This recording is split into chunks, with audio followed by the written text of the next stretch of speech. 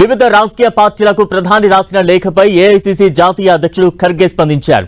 మహిళా రిజర్వేషన్ బిల్లుకు సెప్టెంబర్ 2023లో ఏకగ్రీవంగా ఆమోదం తెలిపామని స్పష్టం చేశారు. చట్టాన్ని వెంటనే చేయాలని అప్పుడే డిమాండ్ చేశామని ఖర్గే తన లేఖలో పేర్కొన్నారు. కానీ కేంద్రం మాత్రం 30 నెలలు గడిచినా అమలు చేయలేదని ఆరోపించారు ఖర్గే. ప్రతిపక్ష పార్టీలను విజ్ఞప్తిని పట్టించుకోకుండా ప్రత్యేక సమావేశం ఏర్పాటు చేశారని మండిపడ్డారు. డీలిమిటేషన్ పైన స్పష్టత లేకుండా చర్చ చేయడం అనవసరమన్నారు ఆయన. రాజ్యాంగ సవరణలపై ముందస్తు వివరాలు ప్రతిపక్షాలకు అందజేయలేదని ఆరోపించారు. రాజకీయ పార్టీలతో సంప్రదింపులు జరిపామని కేంద్రం చెప్పడం పూర్తిగా అవాస్తవమన్నారు. ఏప్రిల్ 29, 2026 తర్వాత అఖిలపక్ష సమావేశం ఏర్పాటు చేయాలని ఇప్పటికే ప్రతిపక్షాలు కోరాయని చెప్పారు.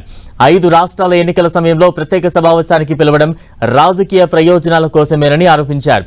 కేంద్రం మహిళా సాధికారత కంటే రాజకీయ లాభాలకే ప్రాధాన్యత ఇస్తోందని ఆగ్రహాన్ని వ్యక్తం చేశారు.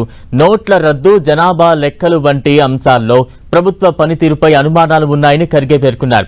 కేంద్ర రాష్ట్ర సంబంధాలపై ప్రభావం చూపే నిర్ణయాల్లో అన్ని పార్టీల అభిప్రాయాలు అవసరమని, ఏప్రిల్ 29 తర్వాత ఎప్పుడైనా అఖిలపక్ష సమావేశం నిర్వహించాలని సూచించారు ఖర్గే.